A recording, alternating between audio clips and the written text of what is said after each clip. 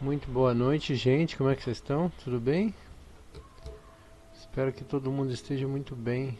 Estamos aí, né? Ajustando as coisas aqui ainda. Aí, alô. Vamos ver como é que tá agora. Acho que vai ficar legal. Se vocês me ouvem bem? Tá bom aí o áudio? Como é que tá? Bom, gente, estamos aí para mais um dia de prece, mais um dia de boa vibração, né? E, enfim, hoje foi dia de limpar a casa. Ai, meu Deus. Mas estamos aí firme, forte e rígido sempre. Continuando aí com a nossa prece. Lembrando que a proposição desse canal é justamente oferecer uma opção de prece para você, né? Se você não tem com quem fazer suas preces, se alguém da tua família, enfim, por algum motivo você não consiga realizar as tuas preces ou não tem uma companhia, o objetivo dessa playlist é justamente esse: oferecer essa companhia para você, tá bom? Nós estamos hoje é um sábado em Bragança Paulista, um dia. O clima está instável aqui, mas Bragança tem um clima um pouco mais fresquinho, né? Então a gente não sabe se vai chover, mas está tudo ótimo aqui seguindo. Bom, como vocês bem sabem, essa playlist, né, o Evangelho no Lar, como está descrito no título do vídeo, é uma proposição espírita feita pelo Allan Kardec. Por conta disso a gente usa o Evangelho segundo o Espiritismo. A gente usa também esse segundo livrinho aqui, que é Reflexões de Jacó. A gente tem usado ele, né? Lógico que quando a gente achar que já foi o suficiente, a gente pode trocar, obviamente. E também eu uso aqui esse outro livrinho que é Flor do Dia, do Sri Prembaba. Então essa nossa prece ela é dividida em três partes. A primeira parte a gente faz uma prece pública, a segunda parte a gente faz uma prece por nós mesmos, né, pelos nossos amigos, e a terceira parte da prece a gente faz uma leitura de reflexão. Essa transição é bem sutil. E esse daqui você já deve conhecer, o Giló passando por aqui. É só começar a gravar, é impressionante. Ele tava lá na garagem, lá na rua, passeando. Eu começo a gravar e ele entra pra dentro de casa. Aí ele começa a tocar o terror aqui. Cara, então. Bom, gente, e sempre quando a gente vai fazer uma prece, que é o Evangelho no Lar, eu costumo fazer um exercício de respiração, que é para naturalmente a gente entrar no clima da coisa, né? Não é simplesmente fazer uma prece como, sei lá, sabe? Dizer algumas palavras aleatoriamente. Não, acho que a gente precisa entrar no clima. E para entrar no clima, eu sempre sugiro 8 minutos de respiração para que a gente possa dilatar nosso, vamos dizer assim, fazer uma soltura energética, né, para favorecer a intuição dos bons amigos espirituais em relação à nossa prece. Tá certo? É, e aí a gente sempre respira em três etapas, tá? Sendo duas delas de inspiração e a terceira de expiração. Como vocês que já seguem o canal já sabem, né, isso faz parte dos informes básicos. Eu vou respirar um pouco mais alto e aí vocês, para vocês saberem do que se trata. Enquanto isso eu tento aqui conter o Giló, que ele é impossível, né? Vocês não têm noção. Mas vamos lá. Eu faço assim, ó.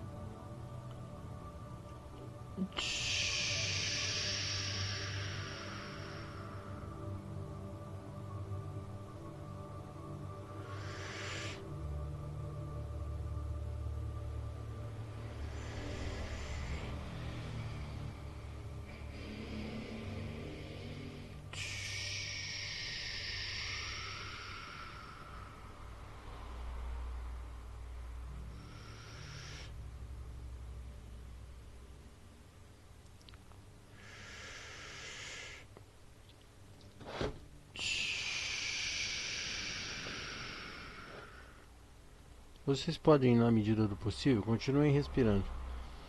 A imaginar uma névoa branca saindo da sua boca, do seu nariz, dos seus olhos, dos seus poros. Isso de certa maneira alivia essa energia mais densa que a gente captura durante o dia no nosso dia de atividades natural, né, normal.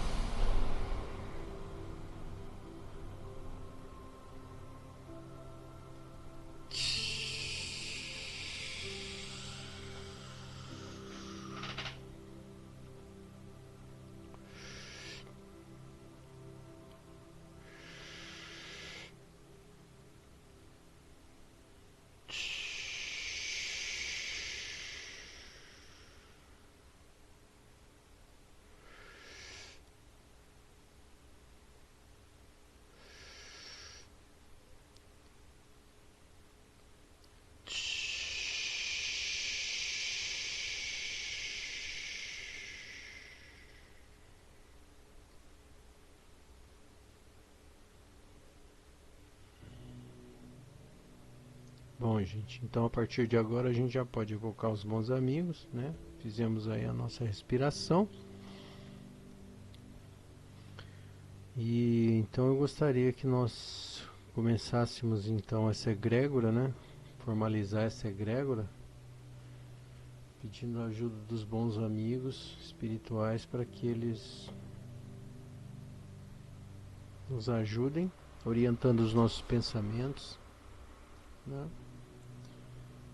E assim nós damos abertura então à nossa prece hoje, pedindo aos bons amigos espirituais que nos ajudem, nos orientem e consigam nos inspirar numa melhor leitura e melhor interpretação para o dia de hoje.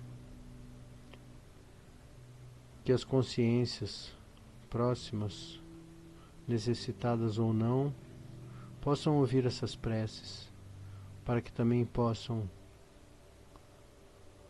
se inspirar, orientar os seus pensamentos,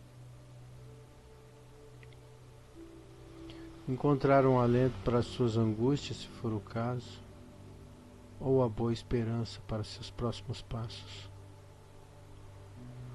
Que os bons espíritos nos inspirem e que nós possamos cada vez mais estarmos cientes da nossa condição de seres em evolução, que nós possamos cada vez mais estudar, seguir adiante, respeitar e amar ao próximo. Pai nosso que estais no céu, santificado seja o vosso nome. Venha a nós o vosso reino, seja feita a tua vontade, assim na terra como no céu. O pão nosso cada dia nos dai hoje, perdoa as nossas ofensas, assim como nós perdoamos quem nos tem ofendido. Não nos deixeis cair em tentação, mas livra-nos do mal, que assim seja, graças a Deus.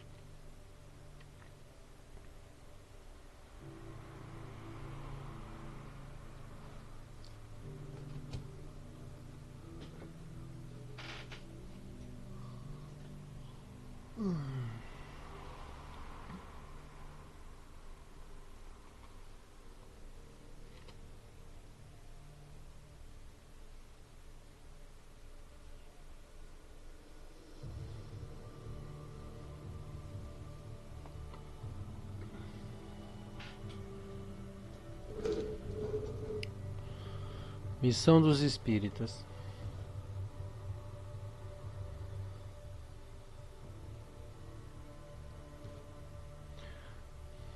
Erasto, protetor do médium, Paris, 1863. Não percebeste desde já a formação da tempestade que deve arrebatar o velho mundo, reduzir a nada a soma das perversidades terrenas? Louvai ao Senhor, vós, que colocastes vossa fé e a sua soberania e justiça, e que, novos apóstolos da crença revelada pelas profecias, pelas proféticas vozes superiores, e de pregar e ensinar o novo dogma da reencarnação e da elevação dos espíritos, à medida que cumpram bem ou mal as suas missões e tenham suportado as suas provas terrenas.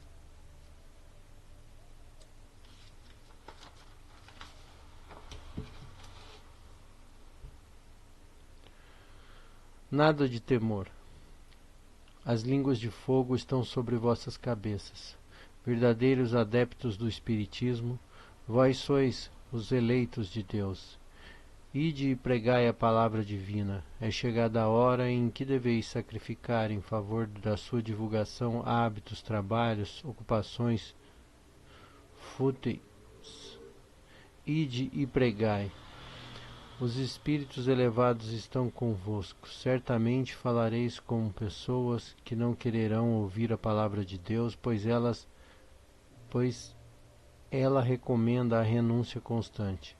Pregareis o desinteresse aos avarentos, a abstinência aos devassos, a mansidão aos tiranos domésticos e aos obsessores.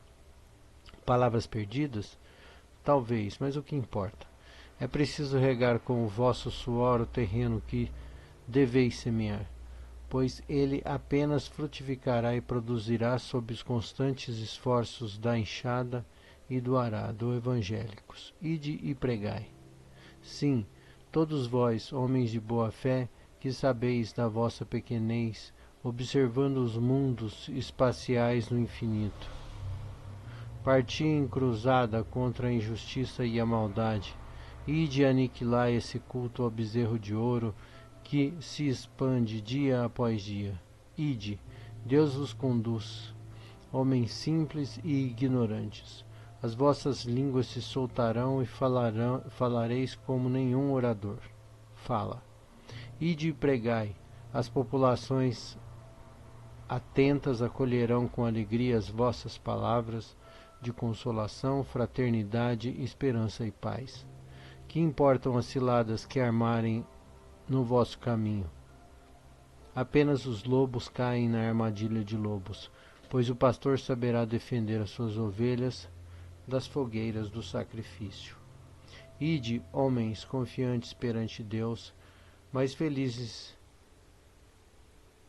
do que São Tomé, que acreditam sem precisar ver, e aceitais os fatos da mediunidade, até mesmo quando conseguistes obtê-los por vós mesmos. Ide, o Espírito de Deus vos guia. Marchai, pois, adiante, legião majestosa pela vossa fé. Os grandes batalhões dos incrédulos se desmancharão perante vós como as névoas da manhã aos primeiros raios do sol matinal.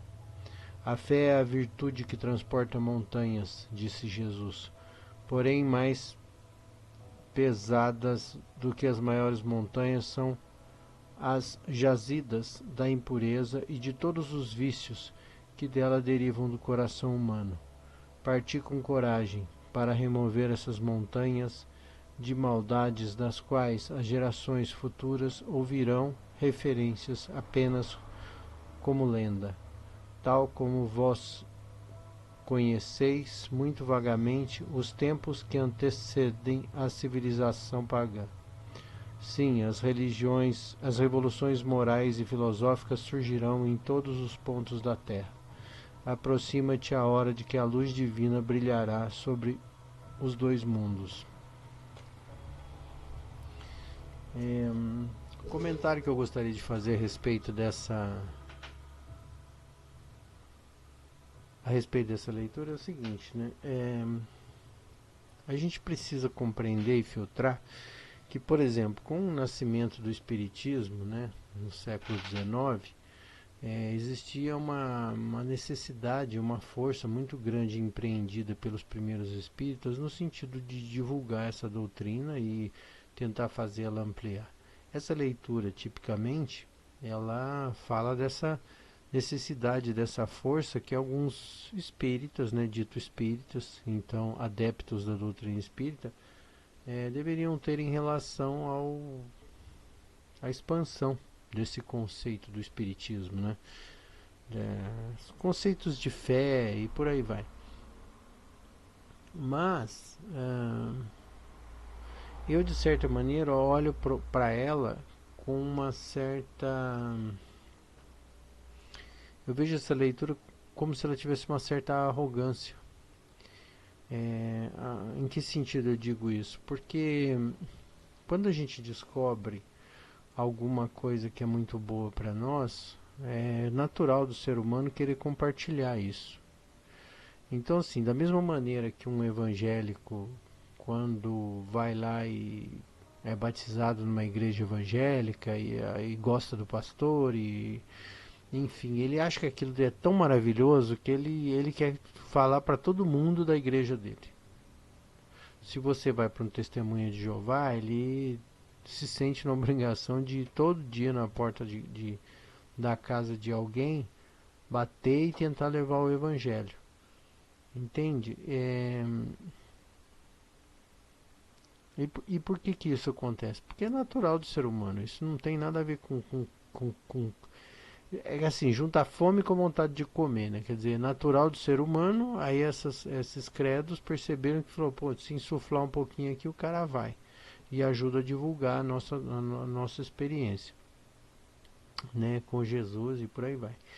E aí o que que acontece? E aí o que que acontece? Isso de certa maneira também está colocado nessa leitura. Entende? Uma necessidade de querer convencer o outro da sua verdade. E, pelo menos para o meu entendimento, isso tem um pouco de fanatismo, sabe? Um pouco de fanatismo religioso. E tudo que é fanático, né, tudo que está exagerado, na verdade, está em desequilíbrio. E esse desequilíbrio, na verdade, significa insegurança. Entende? Tem uma insegurança. Se você conhecesse plenamente,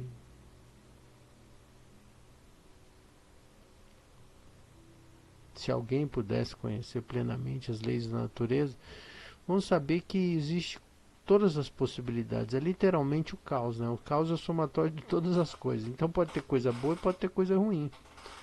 E assim, por exemplo, você vê que segundo a interpretação do médium que passa essa informação, é como se ele estivesse revelando uma alvorada de acontecimentos magníficos a partir do século XX, né? E que isso, é lógico, acontecer vários avanços em várias áreas. Mas, por outro lado, outras coisas aconteceram dentro do espiritismo também que modificaram esse espiritismo da maneira, né, como ele foi criado. E assim, tudo vai acontecendo. Por exemplo, se a gente pensar a época de Jesus, né, os primeiros evangelhos foram escritos no século III.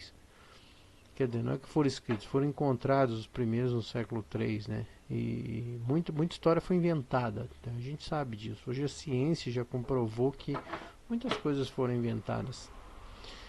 E, e aí, obviamente, você vê que, por exemplo, o esforço. Vamos voltar um pouquinho antes. Na época em que Jesus ainda estava sobre a terra e existia o culto, né, aos cristãos, os cristãos tinham que fazer um esforço muito grande. Eles tinham que escrever esses evangelhos e como eles estavam sendo perseguidos, eles tinham que se esconder. Eles escondiam esses evangelhos dentro de cavernas, eles faziam os seus cultos dentro em situações secretas, porque se fossem descobertos eles seriam punidos, né, pela lei de Roma. Então, é, é, o tempo inteiro essa vontade de compartilhar essa verdade, ela acontece, entende? Mas, por exemplo, esses grandes testemunhos dos primeiros cristãos, a gente nem sabe o que aconteceu. Quanta gente perdeu a vida por professar a fé cristã, antes de que isso virasse uma coisa comum, vamos dizer assim, né? E a gente está falando isso de cristianismo. Por exemplo, o Allan Kardec teve a casa queimada, que também foi um testemunho de fé. Então, assim, e nem todo espírita sabe disso. Então, assim, o que eu quero dizer é o seguinte, aqui é, sempre vai existir um esforço inicial para que a coisa comece a tomar corpo, para a coisa comece a se desenvolver. E depois de um tempo isso acaba mudando. Por exemplo, se a gente pega essa leitura aqui e entende ela como se fosse um cânone, ou seja, uma regra, todo espírita tem que sair de casa e tentar convencer os outros de que o espiritismo é a melhor coisa que tem no mundo. Eu não concordo com isso. Acho que não.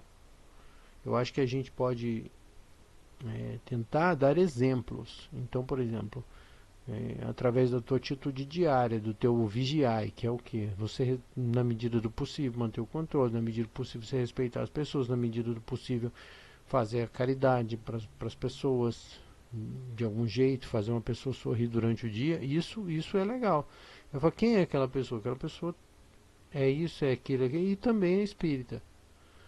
Eu acho que esse é o verdadeiro espiritismo, entende? Não sair por aí querendo apregoar que você é espírita, batendo no pé, eu sou espírita, eu acho que, né, que é mais ou menos dessa maneira arrogante que é colocada.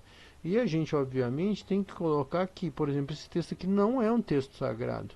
E nem tem que ser um texto sagrado, porque o próprio Allan Kardec, nos periódicos que ele escrevia regularmente, que não estão nos 5, né, no Pentateuco espírita, vamos dizer assim, né, nos 5 livros principais do Evangelho, o Allan Kardec fala, olha, isso aqui é ciência. Então ele fala, 33% religião, 33% ciência, né? Então, o que eu quero dizer com isso? A gente tem que pesquisar, a gente tem que questionar, a gente não pode tratar isso aqui como um cânone, entendeu? E achar que isso aqui é um texto sagrado e que não tem que ser questionado. Ele tem que ser questionado, sim. Entendi, quer queira, quer não, já se passaram 160, 150, 160 anos a partir desse texto. Então, a gente também precisa compreender que a sociedade evolui em alguns aspectos muito rapidamente. E, obviamente, o médium, inspirado pela situação, vamos dizer assim, pela situação social, né, vamos dizer assim, do momento, ele obviamente ele coloca nessa leitura algumas coisas que, né, por exemplo, ele fala aqui de uma grande revelação que vai acontecer em breve, que você pode entender de dois jeitos, ou muitas aconteceram em muitas áreas, ou nenhuma dessas aconteceu. É como se a gente falar de fim do mundo. A gente está sempre esperando o próximo fim do mundo, que vai ser no mês que vem, que vai ser no dia 24, que vai ser nos anos 2000, que vai ser no calendário maia, que vai ser no sei o que lá, e a gente continua vivendo e continua seguindo a nossa rotina. Então, assim, a gente tem que questionar o tempo inteiro. Eu acho que isso é um ponto importante, né? Mas, de qualquer maneira, tente fazer o que a leitura diz aqui pelo exemplo e não pela palavra, porque a palavra é vazia. A palavra em si não tem muito peso. O que interessa é o exemplo, né? É a ação. Isso é uma coisa muito importante. Tá certo?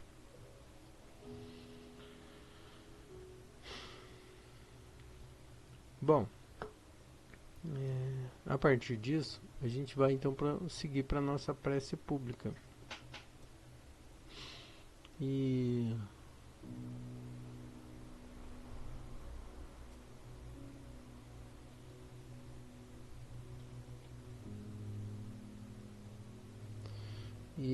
então, eu gostaria que nós pedíssemos uma prece hoje pelos profissionais da segurança pública. Porque eu acho que é assim, né? Tem um monte de coisa que eu não concordo. Tem um monte de coisa que eu acho muito bom. Mas de um jeito ou de outro, essas pessoas, elas estão expostas o tempo inteiro a situações agressivas e arriscadas. E essas pessoas trabalham tanto mais quanto mais desorganizada uma sociedade é. Então, por exemplo, se a gente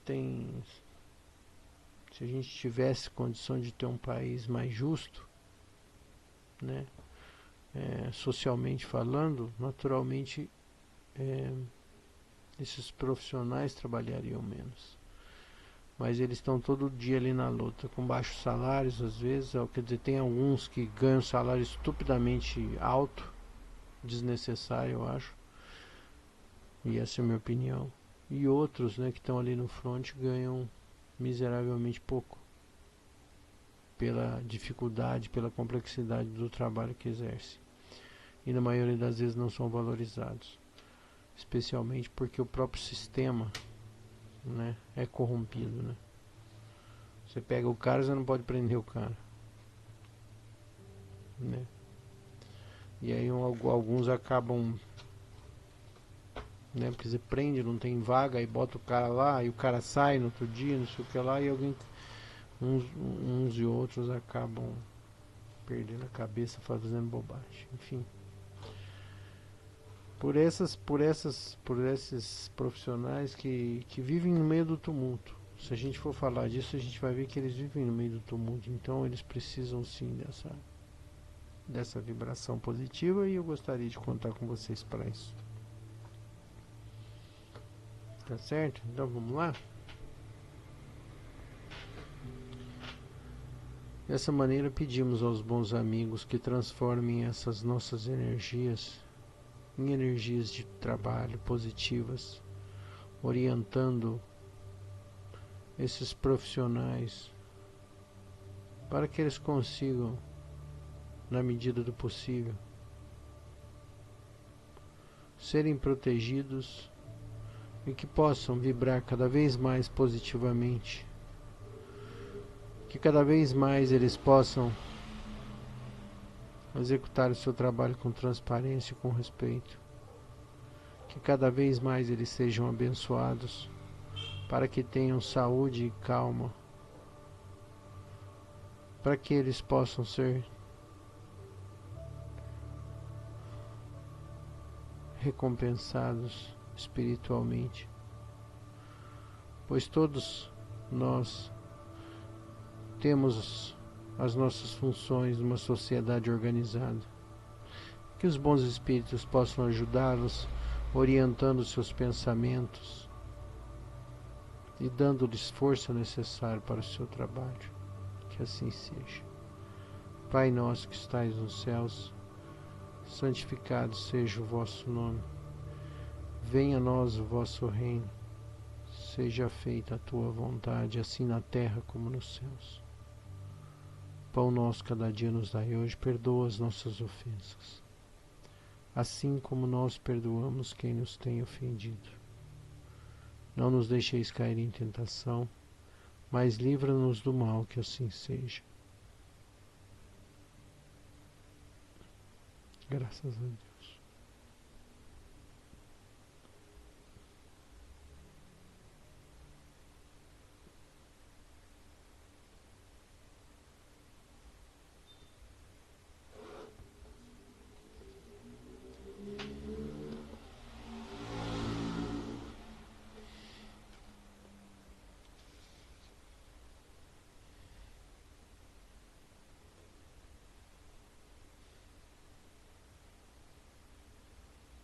Pergunta-me, querida, como posso ajudá-la a compreender, a aceitar as críticas e ofensas.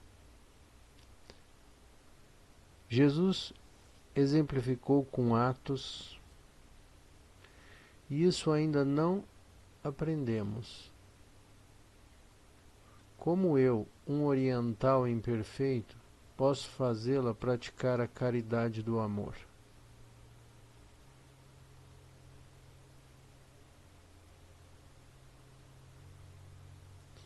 Irmã, pergunta-me como podemos proceder num grupo. Ame-o, respeite-o, converse pouco, saiba ouvir, fuja das discussões, seja humilde, exemplifique mais, não critique. Paciência com os de pouca fé. Esqueça de si e viva para todos.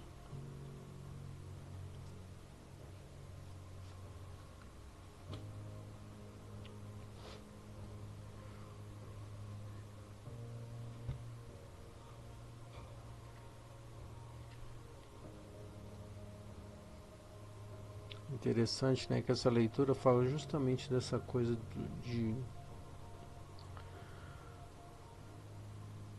do trabalho em grupo, né? Da importância de você se juntar, né? De você fazer o trabalho, dividir o trabalho, de você, enfim, de você ter mais braços para realizar uma determinada tarefa que seja necessária, né? Então, por exemplo, você vê, a gente estava falando da divulgação do Evangelho, né? A gente fez prece pelos profissionais da segurança que também devem trabalhar em grupo para realizar alguma tarefa, né? Essa leitura, de certa maneira, trouxe isso. Então, para a gente perceber que às vezes a gente precisa de ajuda, a gente precisa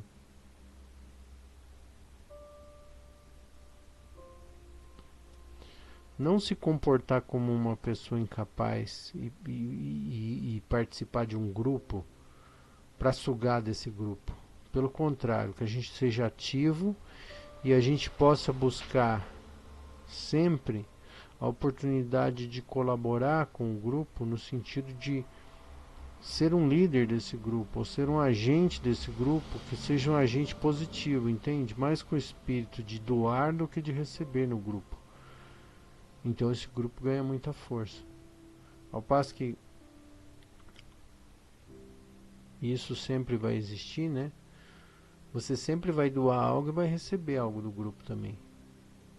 Então, essa cooperação, essa irmandade, ela é muito importante para o fortalecimento de outras realidades, né? De egrégoras, né? Então, às vezes tem um pouco mais, uma pessoa mais, vamos dizer assim, atrasada naquele assunto, naquele grupo, ela vai receber informações, conhecimentos, vai aprender. Outra, por outro lado, vai ter que ceder o tempo inteiro, né? E com isso ele vai aprender a paciência, vai aprender outras qualidades, às vezes até mais sutis, né? De percepção, vamos chamar assim. Mas ele vai ter que estar ali, né? O fato é que a gente nunca vai ser autossuficiente, né? E isso é uma coisa da gente refletir sobre. Bom, vamos então fazer uma prece por nós mesmos, para que os bons espíritos possam nos ajudar a compreender a nossa realidade, o nosso tamanho, e que a gente obviamente consiga também realizar e atingir os nossos objetivos, os nossos anseios. Se você tiver alguém para quem você queira direcionar essa prece, fique à vontade, esse é o momento, tá bom? Assim pedimos aos bons amigos espirituais que ofereçam o seu manto de alegria e de paz para os nossos corações, a fim de que a gente, um pouco mais fortalecidos, possamos trabalhar a base do Evangelho, levando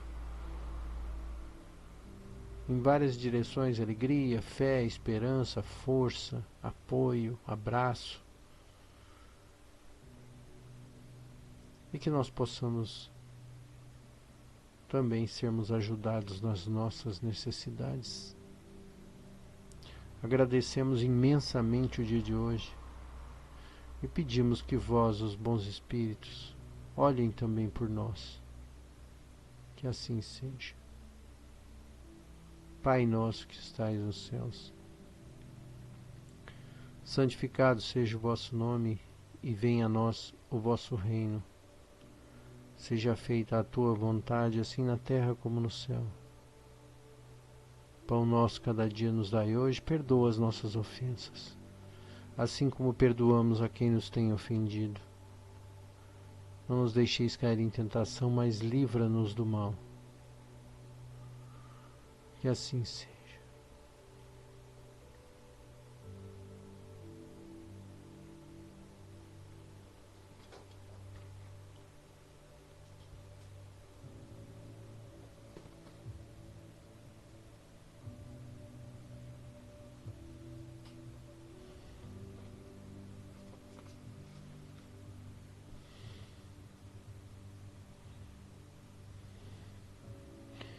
Você é a sua felicidade interior.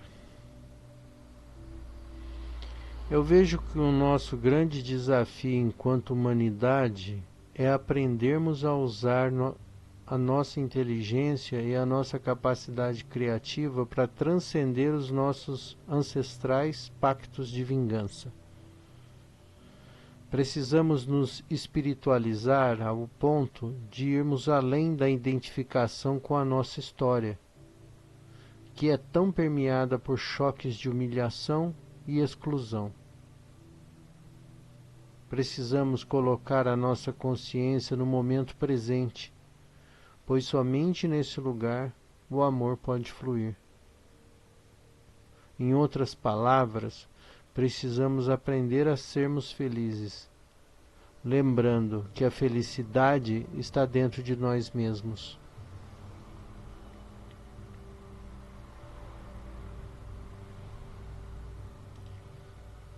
Eu vou fazer apenas um comentário simples, que é uma coisa que demorou muito tempo para eu sacar. Eu acho que pode ser interessante para vocês. Eu já falei dela nessa... Que é assim, ó. Eu vi uma psicóloga falando sobre isso. Eu não me lembro mais qual foi a psicóloga, mas ela dizia o seguinte, que todas as vezes que a gente sofre uma decepção, uma frustração, um trauma, a gente etiqueta esse evento na nossa vida. E na maioria das vezes a gente vai passar uma vida inteira olhando lá para essa etiqueta, lá atrás. Então a gente acaba vivendo o tempo inteiro olhando para trás. Você nunca está no tempo presente.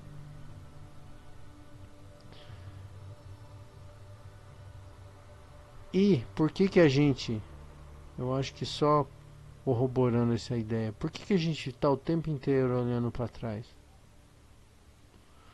Porque a gente ainda não conseguiu uma real razão para olhar para frente. Quando a nossa consciência ainda não conseguiu encontrar o caminho definitivo para ela, que se completa ela, né, totalmente, é aquela história, na falta de tu, vai tu mesmo, né? A gente fica olhando para trás, né? E uma coisa depende da outra, porque se você tem uma coisa não resolvida lá atrás, é muito difícil você conseguir ficar livre para olhar para você. Porque não é olhar para frente, é olhar para você, né? Então acho que é isso, a gente tem que todos os dias tentar olhar pra gente, para saber do que a gente é feito, de onde a gente veio, para onde a gente vai, o que a gente está fazendo, o que está acontecendo dentro de nós. E a nossa sociedade, a nossa educação, ela faz de uma maneira que a gente nunca pensa sobre isso. Eles ensinam a gente a tentar ganhar dinheiro, a gente ser alguém na vida, né? E ser alguém na vida significa ter uma profissão de sucesso. A chave da nossa sociedade é isso. Se você é uma pessoa que tem uma profissão e ganha bastante dinheiro, ou não precisa nem ter profissão, mas se você ganha bastante dinheiro, você é uma pessoa respeitada. E se você não tem, você não é nada. Essa é a chave da nossa sociedade. Mas isso já não responde mais aos anseios da maioria, eu acho. Muita gente gostaria de fazer diferente, mas não sabe para onde começar. E eu acho que para começar a gente precisa começar a olhar para a gente, para saber quem a gente é. Quando a gente começar a pesquisar cada vez mais e tentar entender quem a gente é, a gente vai ter uma chance de descobrir qual que é o caminho que a gente deve seguir. Certo? E aí, como diz na leitura aqui, suplantar esses pactos de vingança feitos no passado, né? A gente não tem que ficar olhando essas velhas etiquetas e se comportando hoje como se fôssemos reflexo da reação a esse trauma, né? Enfim, que nós sejamos totalmente livres no sentido de escolher. Quando a gente sabe o que a gente quer e o que a gente é, aliás, quando a gente sabe o que a gente é, fica mais fácil a gente decidir o que a gente quer para nossa vida. Tá certo? Então fica aí essa reflexão e espero vê-los em breve em mais um Evangelho no Lar, tá certo, gente? Muito obrigado pela presença de vocês e a gente se vê no próximo Evangelho no Lar. Até lá.